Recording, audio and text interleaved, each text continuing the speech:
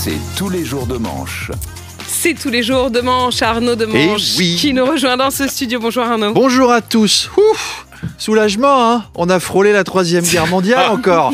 Pour la 27e fois cette année, remarquez. Mais on s'habitue pas. Hein. Vous avez vu, un missile a donc frappé la Pologne. Et la dernière fois que la Pologne a été agressée, ça s'est quand même moyennement bien fini. Ouais. Donc on se méfiait. Au début, on pensait que c'était les Russes. Faut quand même le faire. C'est-à-dire viser l'Ukraine et toucher la Pologne. C'est quand même grand, l'Ukraine. Et un missile, c'est petit. Poutine, quand il joue aux fléchettes, il a une cible d'1,50 m de large. Il envoie une fléchette et dans l'œil du barman, droit dedans. Et puis ensuite, ça s'est calmé. On pense maintenant qu'il s'agit d'un missile russe tiré par les Ukrainiens pour intercepter un autre missile russe. Je pense les gars, ils ont trouvé un missile par terre, un vieux truc, ils l'ont brossé, ils ont fait « Oh, il doit encore marcher ». Ils ont appuyé sur le bouton, ça a fait... Comme un ballon de baudruche. Il faut voir le geste d'Arnaud qui fait donc le ballon qui se dégonfle. Oui, non, c'est très animé, c'est la télé. Et puis, boum, dans la maison du voisin polonais, désolé. Et puis voilà, ouf, tout est bien qui finit bien, Apolline. Vous allez pouvoir vous détendre avec une bonne interview de Marine Le Pen à 8h30. Oui, vous recevez Marine Le Pen, deuxième personnalité préférée politique des Français. Hein. Je me suis embrouillé, non Ouais, mais j'ai compris l'idée. J'ai savonné. Non, deuxième personnalité politique préférée des Français, toujours. Et notamment des jeunes. C'est fou, ça. Il est quand même loin le temps où nous, on est nés dans les années 80. Les jeunes, pour nous, ils chantaient on emmerde le Front National avec des casquettes Gavroche.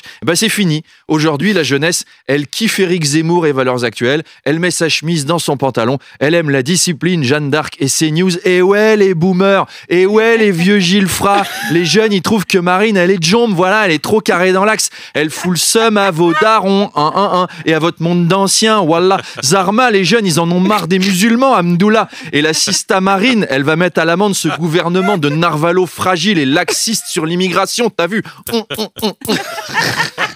C'est les jeunes. C'est les jeunes. C'est les jeunes.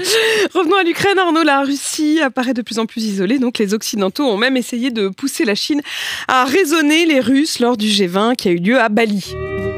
Ah, Bali. Après la COP27 à Sharm el-Sheikh, tu sens que les gars se sont dit c'est le moment de profiter des jolies stations balnéaires une dernière fois avant que l'avion soit interdit et que les côtes soient submergées. Et donc, vous l'avez dit, la Russie est isolée, elle parle seule. C'est ce qu'on appelle les monologues du G20. Et elle a juste... elle est jolie, celle-là. Faut être cultivé, c'est RMC, c'est Radio Culture. Donc la Russie a juste envoyé Sergueï Lavrov, son ministre des Affaires étrangères. Vous le voyez, c'est le sosie de Droupi qui aurait fait une overdose de Lexomil. Non, mais clairement, c'est pas lui que t'appelles pour lancer une queue leu, soyons honnêtes. Et au G20, Joe Biden et Xi Jinping ont échangé une poignée de main symbolique. Voilà. Alors là, on critique souvent la Chine, mais quand même, bravo Xi Jinping, parce que c'est pas facile de réussir à attraper la main de Joe Biden avec tous ces tremblements. C'est comme un jeu à la fête foraine, tu sais. Et on attrape la main du Joe Biden et on gagne une PlayStation. Station. Joe Biden qui a dernièrement confondu le Cambodge et la Colombie. Vous avez vu, je regardais la poignée de main avec Xi Jinping, je me disais pourvu qu'il fasse pas une connerie, qu'il dise pas un truc du genre « Je suis très content de travailler avec vous les Japonais ».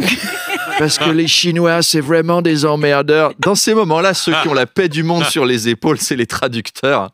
Ils doivent se réunir en amont. Bon, les gars, le mien, il gâtouille. Alors, s'il dit fucking yellow people, vous inquiétez pas. Moi, je ferai nos amis de la Chine millénaire. Et comme ça, on évite l'apocalypse. Merci, les traducteurs. Merci, les gars. Merci à eux. Arnaud Aymeric Caron de la France Insoumise a déposé une proposition de loi pour interdire la corrida. Oui, la corrida, c'est quand même un sport étrange. C'est le seul sport où on tue le perdant à l'arme blanche. On fait pas ça au tennis, par exemple. Enfin, je veux dire, quand Gaël Monfils fout une balle de match dans le filet, il n'y a pas un jeune Hidalgo qui fait pic, pic, pic, pic, pic et qui lui coupe les 2 oreilles et la queue. On ne tue pas les sportifs, normalement. Même dans les pires dictatures. Au Qatar, par exemple, on se contente des ouvriers. Alors, dans la loi, vous savez qu'on n'a pas le droit de torturer des animaux. Mais il y a un petit alinéa qui dit « sauf pour la corrida, parce que ça fait longtemps, c'est une tradition, etc. » Heureusement qu'on n'a pas fait ça pour toutes les lois.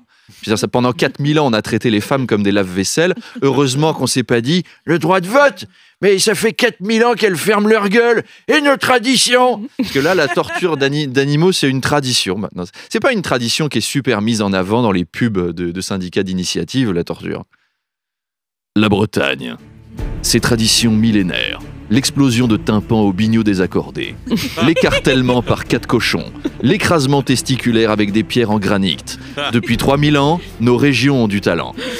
Alors, les pro-corrida disent c'est pour montrer nos valeurs régionales et la majesté des animaux, mais pas de problème, montrez-la la majesté des animaux. Faites des pirouettes par-dessus un taureau dans un costume de Claude François. C'est très joli, regardez, c'est adorable. Mais il n'y a pas besoin de tuer la bête, les galipettes c'est déjà très bien. Et ce serait même en y renonçant que vous montreriez que vous avez des valeurs.